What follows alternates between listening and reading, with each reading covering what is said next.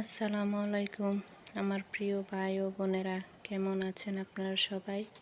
আশা করি ভালো আছেন। আমি আলহামদুলিল্লাহ ভালো আছি। আজকে দেখাবো মাছের ডিম দিয়ে আলু ভাজি।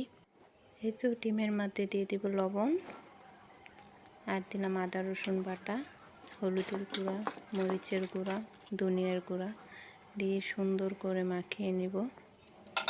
নিয়ে তারপর তেলটা গরম করে ছোট ছোট করে তেলে ভেজে নিব।